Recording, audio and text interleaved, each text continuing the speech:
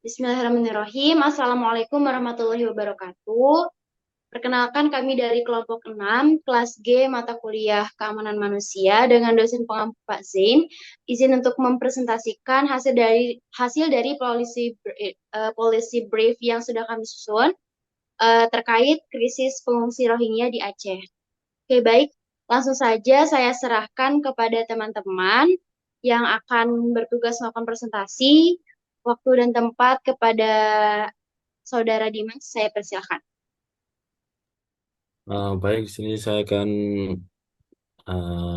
jelaskan latar belakang kenapa terjadinya krisis pengungsi Rohingya di Aceh. Pantai Aceh yang biasanya kita lihat akan keindahan alamnya, akhir-akhir ini diwarnai oleh wajah-wajah penuh keputusasaan. Sejak November 2023, gelombang baru krisis pengungsi Rohingya melanda provinsi ujung barat Indonesia ini hingga Januari 2024. Kedatangan mereka bukan hanya melarikan diri dari persekusi berkelanjutan di Myanmar.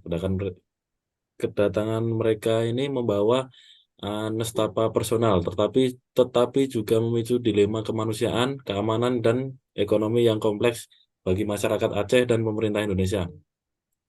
Kisah pengungsi Rohingya di Aceh tidak bisa dipisahkan dari tragedi yang mereka alami di Myanmar.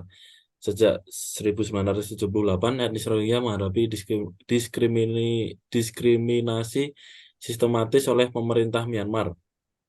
Mereka dicabut kewarganegaraannya, ditolak hak-hak dasarnya, dan kerap menjadi sasaran kekerasan dan penganiayaan.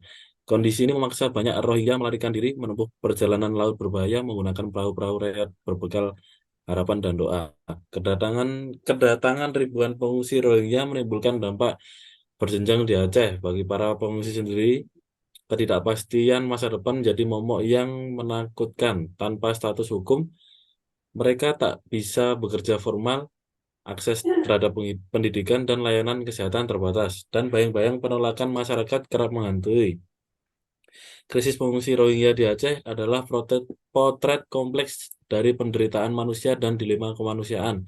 Solusi solusi tuntas tidak mudah, diperlukan kerjasama lintas pihak, mulai dari pemerintah Myanmar, negara-negara tetangga, organisasi internasional, hingga masyarakat sipil, memastikan perlindungan pengungsi, menjamin hak mereka, serta mencari solusi pemulangan atau resettlement yang aman dan bermartabat harus menjadi prioritas. Hanya dengan kolaborasi dan kepedulian bersama, balai keputusasaan yang melanda para pengungsi Rohingya dapat digantikan oleh langit harapan yang lebih cerah. Selanjutnya kami serahkan pada teman saya. Baik, untuk selanjutnya langsung saja kepada Saudara Alvin. Silahkan. Oke, baik. Terima kasih kepada moderator Zahra. Baik, pada segmen kali ini, yaitu kita membahas tentang sejarah Rohingya ya. Bagaimana Rohingya ini eh, dari awal mula di Myanmar sampai akhirnya menjadi masalah di Aceh. Jadi Rohingya ini merupakan pindahan dari Bangladesh pada abad 8 ke wilayah Myanmar. Waktu itu nama wilayahnya adalah Rakhine, yang mana dulu ada kerajaan Arakan. Kerajaan Arakan, kemudian lama-kelamaan wilayah ini menjadi mayoritas Muslim setelah adanya pedagang-pedagang Arab yang mampir ke wilayah Burma atau Myanmar, seperti itu. Kemudian seiring berjalannya waktu, kerajaan Arakan ini dikalahkan oleh kerajaan Burma. Nah, setelah dikalahkan oleh kerajaan Burma tersebut, maka mulai dari situlah adanya isinya konflik antara Rohingya ini dengan orang-orang Myanmar atau kerajaan Burma. Nah, setelah itu bangsa Rohingya ini terusir kembali ke Bangladesh. Kemudian pada waktu Perang Dunia Kedua, Inggris ini mengkoloni India. Dan pada waktu itu Inggris membawa kembali Rohingya ini kembali ke wilayah Myanmar untuk dijadikan sebagai pekerja paksa kebun dan infrastruktur yang lainnya. Nah, kemudian eh, setelah Perang Dunia itu berakhir, Inggris kan kalah sama Jepang. Nah, karena Rohingya ini membela Inggris, kemudian Myanmar ini membela Jepang, akhirnya adalah konflik di situ. Ya, orang-orang Myanmar merasa terhianati oleh Rohingya karena membela penjajah, membela Inggris. Dan mulai dari situlah ada rasa benci yang sangat dalam dari masyarakat Myanmar terhadap eh, Rohingya. Jadi eh, awal mula kebencian Rohingya ini sudah lama sebetulnya, bukan baru-baru, tapi sudah sangat lama dan diperparah lagi ketika Perang Dunia Kedua waktu itu karena Rohingya ini membela Inggris karena dijanjikan hak otonom juga waktu itu. Nah, mulai dari situ akhirnya eh, ada kebencian dan ada Jenderal Newin namanya yang sangat diktator. Di situ mulai ada pembatasan-pembatasan terhadap Rohingya, mulai dari pembatasan aktivitas, kekerasan, dan lain sebagainya sampai pada tahun 80-an Rohingya ini menjadi stateless. Sudah tidak dianggap lagi sebagai warga negara Myanmar dan mereka terusir dari tanah mereka di Rakhine di Myanmar, kemudian sampai sekarang mereka menjadi imigran ke beberapa negara-negara yang mereka rasa bisa menerima mereka. Seperti itu. Jadi kekerasan di Rohingya sampai sekarang masih terjadi dan adanya imigran-imigran ke negara-negara seperti Indonesia ini merupakan eh, suatu hal yang wajar juga karena mereka mencari perlindungan, akan tapi perlu dikaji lebih lanjut untuk sikap-sikapnya dan nanti akan dibahas oleh teman-teman saya yang lain. Mungkin seperti itu terkait siapakah Rohingya. Terima kasih. Ya, baik, terima kasih untuk pembahasan selanjutnya terkait dengan maksudnya pengungsi Rohingya ke Aceh yang akan dijelaskan atau dipaparkan oleh Saudara Tio. Padanya dipersilahkan. Baik, terima kasih. Jadi saya akan menjelaskan tentang kenapa Rohingya itu datang ke Aceh. Jadi salah satu alasan mengapa Aceh didatangi oleh pengungsi Rohingya adalah karena faktor letak wilayahnya yang berada di jalur pelayaran. Wilayah Aceh ini terhubung langsung dengan Laut Andaman. Laut Andaman itu adalah jalur pelayaran para pengungsi Rohingya yang kabur dari Myanmar menggunakan perahu kayu. Perahu-perahu yang ditumpangi para pengungsi Rohingya itu banyak yang terdampar hingga masuk wilayah perairan Aceh. Selain faktor geografis, pengungsi Rohingya menyukai Aceh sebagai tempat pengungsian karena sikap penerimaan warga Aceh. Ah, Masyarakat Aceh ini pada awalnya cukup menerima keberadaan etnis Rohingya. Hal ini dilandasi atas dasar identitas asli orang Aceh yang selalu menghormati tamu. Mereka juga bersimpati lantaran tamu yang datang itu mengalami penindasan di negara asal yakni Myanmar. Baik, selanjutnya saya kembalikan kepada moderator. Baik, terima kasih. Selanjutnya terkait pembahasan masalah pengungsi Rohingya yang akan dipaparkan oleh Saudari Zizah. Padanya dipersilahkan. Oke, baik. Jadi, apa sih yang menjadi permasalahan dari etnis Rohingya itu sendiri? Nah, permasalahan dari etnis Rohingya ini tidak terlepas dari permasalahan krisis kemanusiaan. Nah, di mana rata-rata etnis Rohingya ini yang mayoritas beragama Islam menghadapi persekusi dari sistem pemerintahan Myanmar. Nah, puncaknya di tahun 2017 hingga sampai sekarang. Hal ini menyebabkan etnis Rohingya ini mengungsi ke negara-negara tetangga dari Myanmar seperti Bangladesh, Thailand, dan Malaysia. Nah, sejak awal konflik, pengungsi Rohingya telah dihadapi pada tantangan besar termasuk kurangnya akses terhadap pendidikan, layanan kesehatan, dan kondisi kehidupan yang layak. Kamp-kamp pengungsi di Bangladesh juga menjadi tempat tinggal sementara bagi ribuan keluarga Rohingya, tetapi kondisi ini di sana seringkali penuh dengan keterbatasan sumber daya, termasuk air bersih dan sanitasi yang memadai. Nah, terus untuk komunitas internasional telah merespon krisis ini memberikan bantuan kemanusiaan dan upaya diplomatik untuk menyelesaikan akar permasalahan di Myanmar. Meskipun demikian, permasalahan ini masih kompleks dan belum menemui solusi yang menyeluruh sampai saat ini. Nah, penting untuk meningkatkan kesadaran global juga terhadap situasi ini dapat memobilisasi dukungan internasional agar dapat memberikan bantuan yang lebih besar kepada pengungsi Rohingya. Selanjutnya, saya kembalikan ke moderator. Untuk selanjutnya pembahasan mengenai sebuah landasan hukum yang melandasi terkait pengungsi yang ada di Indonesia yang akan dijelaskan oleh saudari Anissa Bunga. Padanya dipersilahkan.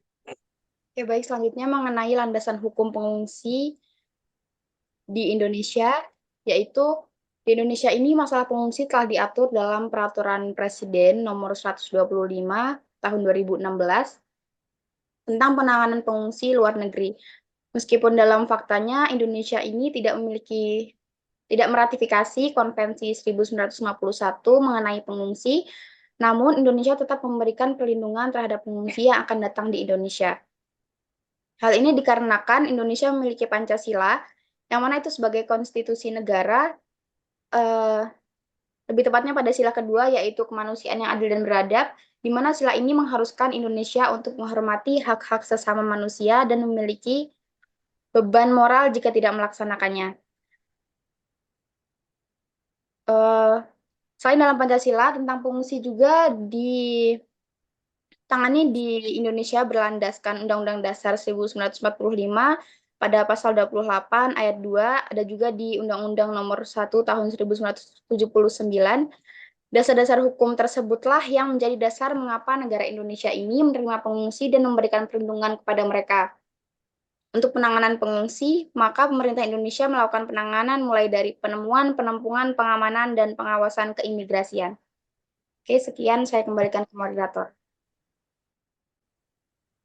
Oke, baik. Selanjutnya adalah penjelasan terkait persoalan ratifikasi Indonesia terkait Konvensi 1951 dan Protokol 1967. Nah, terkait ratifikasi tersendiri, tadi sudah sebagaimana dijelaskan oleh teman saya, bahwa Indonesia sebenarnya belum melakukan ratifikasi terkait Konvensi 1951 dan Protokol 1967 yang membahas tentang pengungsi. Namun, alasan di balik itu adalah diantaranya terkait yang pertama, jika Indonesia meratifikasi, maka ada beberapa yang harus dipenuhi atau dipatuhi Indonesia untuk memenuhi hak-hak pengungsi tersebut. Seperti yang pertama, Indonesia itu harus bisa menyediakan mereka terhadap pengungsi untuk memberikan hak untuk bekerja dan juga memberi upah dan juga memberikan tempat tinggal dan juga pendidikan yang layak. Sedangkan Indonesia sendiri masih negara yang berkembang dan kita masih memiliki banyak PR terkait hal-hal tersebut. Angka pengangguran di Indonesia sendiri masih terbilang cenderung cukup tinggi, sehingga ini menjadi pertimbangan Indonesia dalam melakukan ratifikasi Konvensi 1951 dan Protokol 1967. Kemudian untuk menyediakan rumah, Indonesia juga masih mempertimbangkan hal tersebut karena di Indonesia sendiri masih banyak warga miskin yang dimana itu masih menjadi PR agar Indonesia itu bisa mengentaskan kemiskinan di negara Indonesia itu sendiri. Begitu pula dengan pendidikan yang layak, kita juga masih harus membenahi pendidikan di Indonesia sebelum kita melihat pengungsi. Tetapi di satu sisi Indonesia itu tetap menerima datangnya pengungsi yang ada di Aceh itu karena sesuai dengan peraturan Presiden nomor 125 tahun 2016 tentang penanganan pengungsi dari luar negeri itu sebenarnya sebagai upaya Indonesia terhadap penghormatan dan mengakui si Konvensi 1951 dan Protokol 1967 itu sebagai hukum internasional. Walaupun Indonesia tidak meratifikasi, tetapi mengakui bahwa konvensi dan protokol tersebut ada gitu. Kemudian terkait penerimaan itu menyangkut dengan hak asasi manusia yang dimana Indonesia juga sangat menjunjung tinggi nilai-nilai tersebut. Kemudian itulah mengapa sampai detik ini mengapa Indonesia belum meratifikasi kedua rezim internasional tersebut. Tapi dari sisi hak asasi manusia, Indonesia coba menangani pengungsi dengan maka dari itu kenapa Rohingya itu bisa datang ke Indonesia. Untuk selanjutnya terkait penjelasan pengungsi keketuaan Indonesia di ASEAN itu akan dijelaskan oleh teman saya, Saudara Rozaki. Oke, sebelumnya ini akan bahas keketuaan. Ada sedikit kesalah tulisan di policy brief. Terima kasih. Terima kasih atas kesempatannya. Keketuaan Indonesia di ASEAN itu dimulai ketika awal tahun 2023 dan berakhir sampai dengan tahun 2023. Artinya dari tanggal 1 Januari sampai dengan akhir tahun 2023. Nah, selama menjabat sebagai ketua, Indonesia ini telah melakukan lebih dari 265 engagement dengan hampir seluruh stakeholder yang ada di Myanmar. Ini merupakan langkah bagi Indonesia, langkah konkret bagi Indonesia untuk kemudian lebih meredakan lagi konflik yang ada di Myanmar itu sendiri. Selain itu juga Indonesia mendorong terkait kemajuan 5 point of consensus yang telah disepakati pada pertemuan ASEAN Leaders Meeting di Jakarta pada Sabtu 24 April 2021. Nah, 5 point consensus ini, itu yang pertama ada kekerasan harus segera dihentikan di Myanmar dan semua pihak harus menahan diri sepenuhnya. Yang kedua terkait dialog konstruktif di antara semua pihak yang berkepentingan harus dimulai untuk mencari solusi damai demi kepentingan rakyat. Yang ketiga, utusan khusus Ketua ASEAN akan memfasilitasi mediasi proses dialog dengan bantuan Sekretaris Jenderal ASEAN. Dan yang keempat, ASEAN akan memberikan bantuan kemanusiaan melalui AHA Center.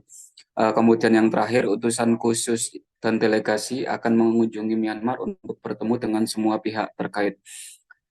Bagi Indonesia, engagement ini perlu dilakukan dengan cara-cara yang damai dalam persoalan konflik. Artinya Indonesia menggunakan dan mengedepankan aspek dialog demi meredakan ketegangan yang ada dan juga memastikan bahwa 5 point of consensus ini bisa berjalan secara maksimal.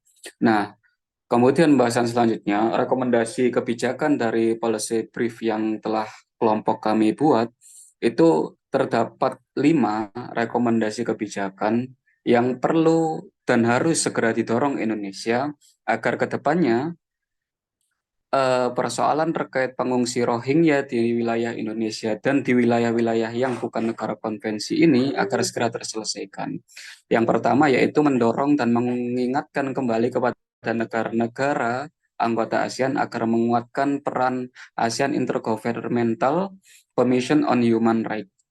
Nah, seperti contoh Indonesia telah melakukannya itu pada tanggal 25 Juni 2013 yang kemudian secara sukarela menyampaikan informasi ke negara-negara anggota ASEAN mengenai pemajuan dan perlindungan HAM di negaranya. Hal tersebut perlu dilakukan atau perlu diberikan contoh agar negara-negara kawasan di ASEAN lainnya agar lebih percaya kepada lembaga yang mereka telah sepakati dan yang mereka telah buat. Kemudian yang kedua, Indonesia perlu melakukan komunikasi secara intensif dengan negara-negara yang berinvestasi di Myanmar untuk senantiasa menyerukan kepada pemerintahan junta militer untuk menjunjung tinggi HAM dan demokratisasi di negaranya agar iklim investasi di Myanmar semakin meningkat. Hal ini berkenaan dengan kondisi ekonomi politik yang terjadi di ASEAN itu menjadi epicentrum pertumbuhan di kawasan-kawasan global lainnya. Maka dari itu Indonesia tidak ingin konflik yang ada di Myanmar itu mendeterminasi iklim investasi dengan bisnis yang ada di wilayah ASEAN. Maka dari itu perlu Indonesia untuk melakukan komunikasi secara intensif dengan negara-negara yang berinvestasi di Myanmar. Dalam hal ini membisikilah agar stop penggunaan kekerasan dan pemberhangusan etnis di Rohingya. Kemudian yang ketiga, yaitu Indonesia perlu mengajak negara-negara yang tidak meratifikasi Konvensi 1951 dan Protokol 1967 agar mendesak negara-negara yang telah meratifikasi konvensi dan protokol tersebut untuk segera menerima pengungsi dari negara transit. Artinya Indonesia ini bukan sebagai negara yang meratifikasi, dan juga Indonesia harus mendorong negara-negara yang tidak ikut meratifikasi untuk segera mendesak negara-negara yang telah meratifikasi konvensi tersebut. Kemudian yang keempat, Indonesia bersama negara-negara yang tidak meratifikasi konvensi 1951 dan protokol 1967 itu untuk mendesak PBB dan UNHCR agar segera membuat upaya lanjutan supaya krisis Myanmar dapat segera terselesaikan. Dan yang kemudian yang terakhir, Indonesia perlu mendorong demokratisasi di Myanmar agar segera berjalan. Mengingat kalau kita baca sejarah, hal itu akan berdampak pada ekosistem atau stabilitas yang berada di kawasan ASEAN itu sendiri. Karena pengalaman 1996 sampai dengan 1997, adanya konflik politik domestik di Myanmar itu kemudian akan merembet ke wilayah-wilayah tetangganya. Dalam hal ini Thailand, yaitu yang diakibatkan yang pertama ada pelebaran konflik politik, terus kemudian yang kedua penyelundupan obat-obatan terlarang, dan yang ketiga terkait tidak jelasnya perbatasan kedua negara. Demikian yang bisa saya sampaikan, saya kembalikan ke moderator. Terima kasih.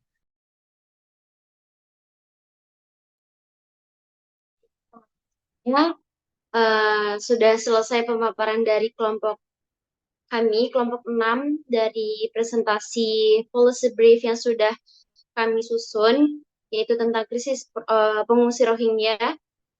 Mungkin cukup sekian yang dapat saya dan teman-teman sampaikan. Harapannya semoga policy brief ini bisa berguna untuk sebagai salah satu penyelesaian pengungsi yang ada di Rohingya, pengungsi Rohingya yang ada di Aceh. Oke, mungkin terima kasih. Itu saja. Billahi fisabilil haq, fastabiqul khairat. Wassalamualaikum warahmatullahi wabarakatuh.